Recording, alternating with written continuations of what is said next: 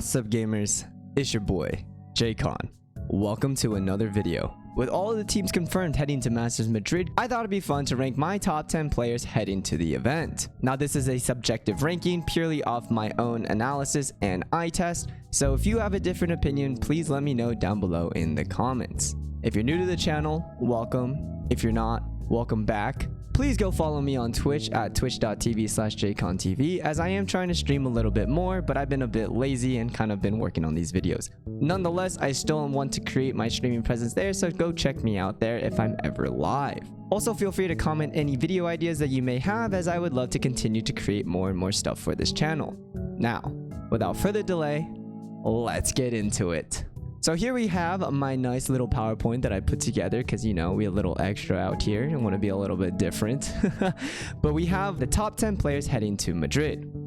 For number 10, I have Divide.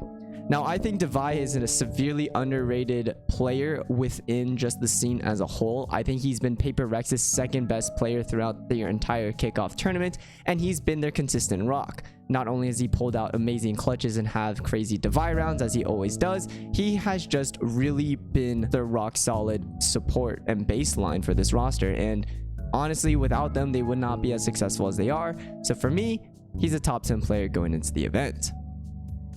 Number 9, we have Marteen. Now, this kid, I think I'm actually kind of underrating overall in the list. I think in general, from the eye test, he could contend for the top 5 slots quite easily. He definitely has the skill and ability to do so.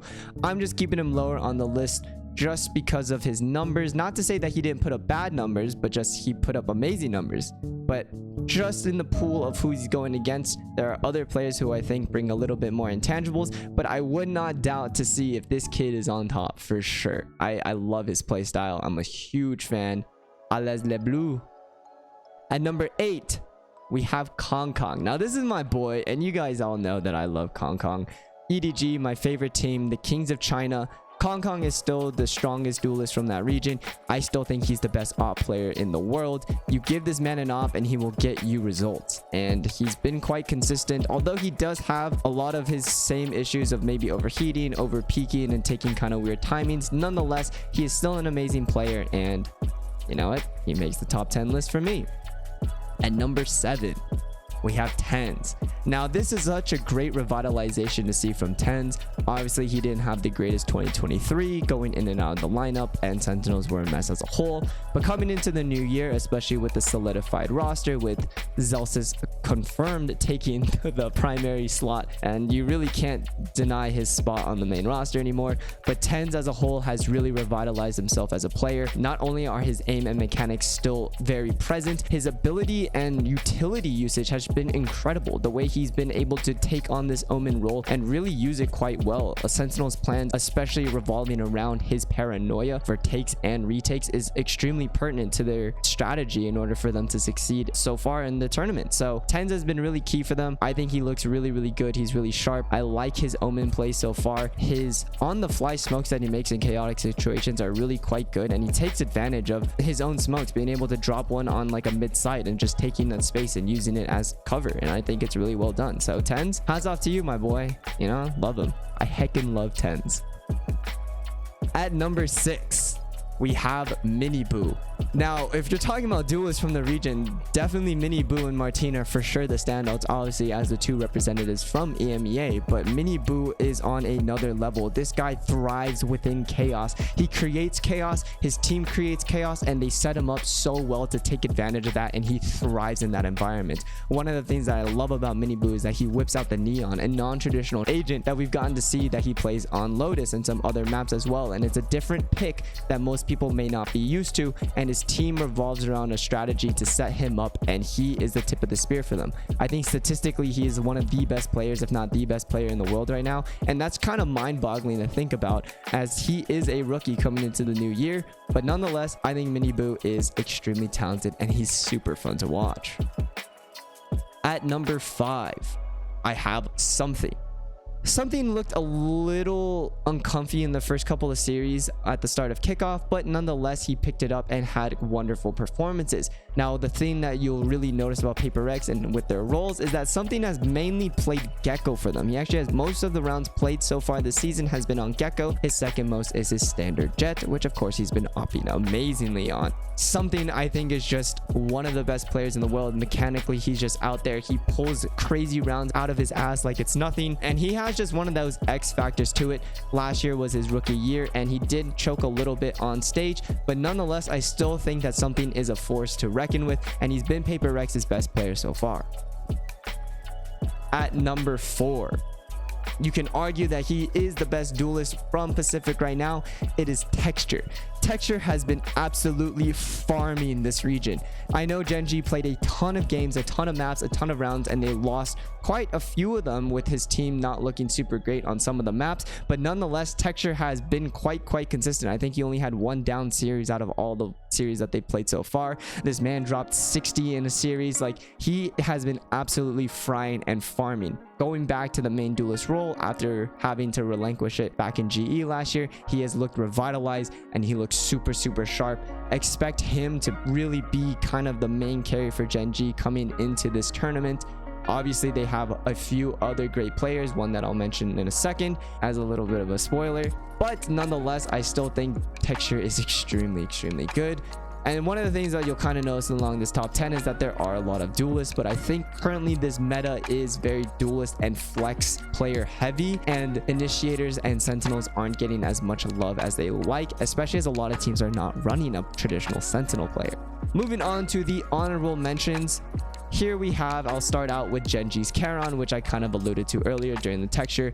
I think JKon could have easily made this top 10 list. He's just outside the top 10 for me. I think he had incredible performances and was extremely consistent. He didn't have the high pop-off games like a Meteor or a Texture did, but nonetheless JKon was extremely consistent. He was extremely clutch. He's a very intelligent player, and considering this guy is like basically a ranked demon that they pulled out and this is his rookie year on stage, he looks incredible. So as a controller player, there's not much else that you can ask for this rookie player, and he has been a very important key to why ZmjjKK was so successful in this kickoff tournament. I guess since we're going right to left, we'll go to Paper Rex's Forsaken. Now, everybody should know that I'm a Paper boy. I love the Paper boys. I've been a Paper boy since day one, and Forsaken, of course, has been my boy. Now, the reason why I don't rate Forsaken in the top 10 and I actually put Devi above him is just because I think Devi has been a little bit more consistent throughout the event. Yes, Forsaken has been playing all the roles that he possibly can, being the consistent flex god that he is, but he had a couple of down games and down maps, but you know, a lot of Paper Rex did, but you know, Paper Rex didn't exactly look the greatest. Forsaken, of course, had amazing games. He had a hard carry game with his Fade on one of the maps, and of course with his Odin, he is just absolutely nuts. I think he deserves a top 10 spot, but with so many players, you can only fit so many in a 10-person list. And last but not least, I have Chichu, who is, my opinion, EDG's rock. Very similar to Devi, he pulls rounds out of his ass. He's extremely clutch, makes really smart plays, one of the best anchors in China, and genuinely his team doesn't go without him. Overall, I think he could be argued as EDG's second best player. I think he might be their most important player, but that kind of revolves between 3 players for me on their team depending on the day. But for him and Kong, the consistency that these two put up in order to carry their team over the line is unmatched, and EDG would not be as successful without Chichu. Enough said. All right, let's move on to number 3 on the list, cracking the top 3 players going to Masters in Madrid. We have Narrate. So this is another crazy rookie, and I talked about this extensively in my Roster Mania videos and a few of my other videos, but the rookies came to play and they have taken over. As you can see, we have a lot of rookies on this list so far, and Narrate has been a standout above them all. Not only was he a duelist main playing for the worst challengers team last year, putting up the best numbers in the region, if not one of the best numbers in the region last year, he has now moved overseas and has joined this young gun group of hard grinders. And let me tell you, this man has been amazing. His gecko play and his fade play have been exquisite, and he's really taken to this flex role to top tier levels. Not only is he still able to play these initiators on a new role, he's still able to play regular duelists, picking up the raids in order to do a double duelist tandem with Marteen, and it looks quite well. This man has been putting absolute numbers on the board. His game sense is through the roof. I think he's incredibly smart the way he plays the game, and Neri's just an absolute standout player that everybody should have their eyes on for sure. At number 2, I have Sentinel's Zekken. Now, again, as I said, this list is very duelist biased, but for me, I think Zekken is probably the best duelist in the world right now. He has been playing incredibly well. His game sense is up there. If you want to talk about intelligent players and how they play the game, the top 5 players for sure all are extremely intelligent in the way that they play the game. But the way that Zekken is able to entry and create space while also understanding how his team can back him up and understand the space that he creates for them, and if they take that space or not, he's very smart and not overheating, and his mechanics are just super sharp. This kid has been the tip of the spear, and in tandem with TenZ as to why they've been so successful. Yes, they've had a great team chemistry, great support, great IGLing, but Zekken popping off and being top of the leaderboard in a bunch of stats across the board shows his extreme talent. He was able to backpack horror teams throughout his career, and now that he actually has a strong functioning team around him, we're getting to see him flourish and really show that he is a world-class duelist. So definitely expect him to put up big numbers at this tournament. And last but not least, at number 1, we have Loud's Les. Now for me, I think Les is the best player in the world currently, and the same thing that I talked about last year continues to this year. He is probably one of the smartest, if not the smartest players in game. He almost never overheats. He has extremely smart utility usage with his setups. He is the best Viper player in the world, and his team has formulated a map pool where they can play almost every single map with him just playing Viper. That is insane. It's very similar and reminiscent to me of how Optic set up Ye on Chamber, when you have one player that is just exceptional at a role. And we've seen with this meta that Viper being the #1 pick across every single region, the most played agent, is so dominant, and having a player that has absolutely mastered her and is one of the best examples of what you can do to play Viper on it, I mean, that kind of takes over the meta, right? If you have the best player on the best meta defining agent, they might be the best player in the world. Les also puts up extreme numbers, and with him consistently always frying, Loud always have a chance for competition. I said this in my pick'ems way back in kickoff that I can't doubt Sadok and Les. Sadok, of course, with his crazy IGLing, crazy calls, he's one of the best GOAT IGLs, but Les is his firepower. I know they lost Aspas, which was really huge, but I said this back then and I'll say it again.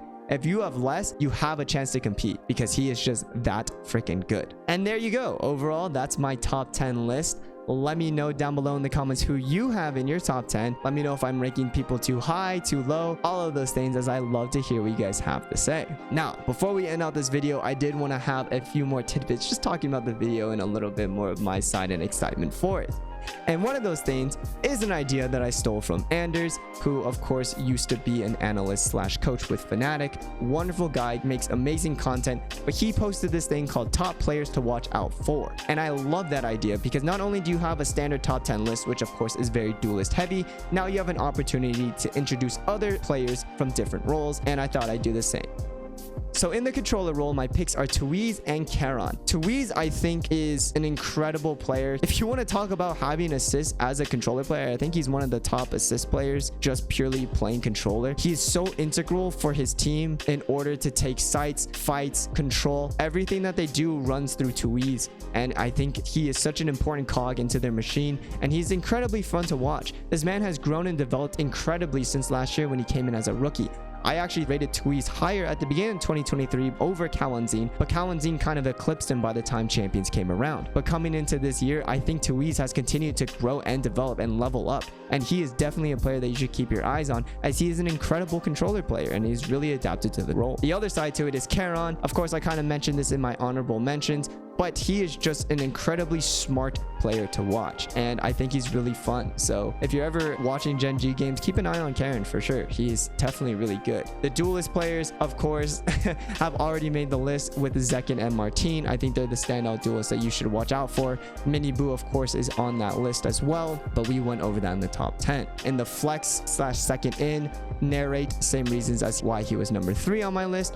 And then I chose a different pick right here, which is FPX's Life. Now, Life, of course, is a very well-known name in the scene. He has been on the international stage with Attacking Soul Esports and EDG in the past, and now he has joined FPX and they have made another international event. So shout out to him. One of the things that I wanted to point out about Life is that although he did kind of have a poor grand final series, he's been quite well and integrating very well with this FPX squad in tandem with Autumn. He has been playing the Yoru primarily, has also been whipping out the Jet, and one of the other things that I like to shout out is that he's been playing Chamber. Again, not a common pick that we've seen across the board, but still kind of a pocket pick out there that can throw teams for a loop, especially with FPX's game style. So I would recommend to go keep an eye out on Life. Moving over to the initiator / support players, I have FPX's Ayang. Similar thing with Life. He is part of a team that plays weird. They play different, but Ayang is absolutely cracked. Like, this guy just puts crosshairs on heads and he clicks them extremely well. He's also very good on initiator. He was one of the best Sky players from China last year. He also played Gekko before Gekko even became popular, and he has been frying this year, absolutely being one of FPX's most consistent players. So I would say if you're an FPX fan, even if they might not go far in the tournament, these two players are exciting to watch, and I would keep an eye out for them because I definitely am. Next up, we have Rienz from Team Heretics. Of course, we have not seen Rienz on LAN yet as he got to play from home, suffering from visa issues, but he will be there for Madrid and he'll be on LAN, so I think that will be super exciting. One of the things that I really wanted to point out that I thought was super interesting from Team Heretics is that Rienz's ability on Sova is so good that they are able to push him to multiple maps. They are one of the few teams that early on brought Sova onto Sunset to counter Cypher, and his ability to use shock darts to prevent the plant on B site in tandem with Viper mollies is extremely pertinent and actually forced Carmine Corps to completely change their planting style in the grand finals when they played that map. So overall, Rienz is very good. His Gekko is quite good, and I think he's just an exciting player to watch. And of the rookies, of course, we have so many coming into this year and this tournament itself. He's definitely one to keep an eye out for. And then of course you go over to the Anchors Sentinel players. Lesson Divide, they made my top 10 list. Same reasons as above, they just pull rounds out of their ass. It's always a good time. And to round out this video and just to continue on more players that I really like watching, these are players that I have my eye on, especially not just the list for the top players to keep an eye out for kind of more of a casual audience, but this is just for me personally and players that I have a personal vested interest in. So over here we have FPX's Berlin. He is their IGL. He also plays main controller for them, and I think he's actually a very good controller player. He's quite underrated, and the way he formulates their game plans to have a unique game style. Again, this is a team that runs double duelist, double controller, double duelist, double initiator. They'll run one controller on a map that you would expect them to run double controller, and then double controller on a map where you run single controller. But anyways, he's just really fun to watch. Pulled in with Ayang and Life, I just think they're a very interesting team to watch, so keep an eye out for them. Miniboo, as I alluded to earlier with the other duelist, is really fun to watch. Keep an eye out for his Neon. This guy is absolutely absurd. Giving a little bit of love to the America side, we have Saucy and John QT. Saucy has actually picked up his performance incredibly from last year and has been a very consistent force for them, and he's actually had a few games where he had absolute takeovers. Saucy has been playing extremely well. He finally got a win on Sova with Sentinels, so you know, he's back. Keep an eye out for him. John QT on the other side, their IGL and Sentinel player. He's one of the few very good fragging IGLs, and he has so much firepower on his team that he doesn't even need to frag out sometimes because, you know, he's very good, but he makes great mid-round calls. His lurk timings are quite good, and just overall, he's a very intelligent player and he's fun to watch. Going down to the lower row, we have Forsaken. Now, Forsaken, of course, you know, is my boy. Whatever agent he plays, it's always fun to watch. His Harbor is a delight to see because he plays Harbor in such a unique and creative way that I thought he was very innovative last year, that I haven't seen really many people take on some of the same things that he has done. But again, not too many people have been playing Harbor this year. But nonetheless, Forsaken is always a blast to watch. Going over to Meteor from Gen G. Now, Meteor, you could argue, has been Gen Genji's second best player or their third best player, depending on where you rate JKon. I would say he's probably the third best player. He has really taken to the Sentinel role swap and has been performing really well. Not only has he been able to do that, he can still play double duelist, picking up the jet along with texture. And one of the things I really enjoy about Genji is that they're not afraid to whip out the outlaw. They're one of the few teams that whipped out the outlaw very early and kind of formulated a semi-plan around it. And one of the things I thought was really funny was on the rounds where they had texture going in, they would just hand off the outlaw to Meteor, who is a very capable sniper himself, and they got quite good value out of it. So yeah, Meteor, pretty solid. Going over to texture, it's the same thing that we talked about in the top 3. He's been absolutely frying. The outlaw gameplay itself is fun to watch. Said has been said. Going to Benji Fishy from Team Heretics, Miniboo's teammate. Benji has really exploded onto the scene. Yes, he played one series last year for LCQ, but that didn't really impress too much. But overall, since Team Heretics has come into the new year, Benji has been an integral part of their team, really locking it down with great utility and just Sentinel setups. His aim is also really cracked, and he's been putting up pretty solid numbers. So I think the Fortnite player is truly a Valorant player now. We have claimed him, so keep an eye out for him. And last but not least, to round out this video, I have EDG Smoggy. Now for me, I alluded to this earlier when I was talking about EDG's team members. I think Smoggy might be the most important key to EDG. Yes, if Kong doesn't perform, doesn't mean that they will always lose, but I think Smoggy is such a linchpin into their system. Smoggy covers a lot of roles. He is also capable of picking up the main duelist. He just fills a lot of slots. He's extremely clutch, and honestly, Smoggy won them so many big rounds during this entire tournament that easily could have swung the momentum of the game. He's a big time player. He's their X factor, and I love the guy, man. So you know what, shout out to Smoggy. And there we go, ladies and gentlemen, that is my entire list of players that I'm keeping an eye out for, as well as my top 10 list heading into Masters Madrid. Again, please let me know down below in the comments who you have on your top 10 list. Do you think I'm overrating or underrating players? Are there any players that you specifically have your eye on? Please let me know down below in the comments. I would love to hear what you guys have to say. Thanks for watching. I hope you enjoyed. And until next time, stay hydrated. Peace.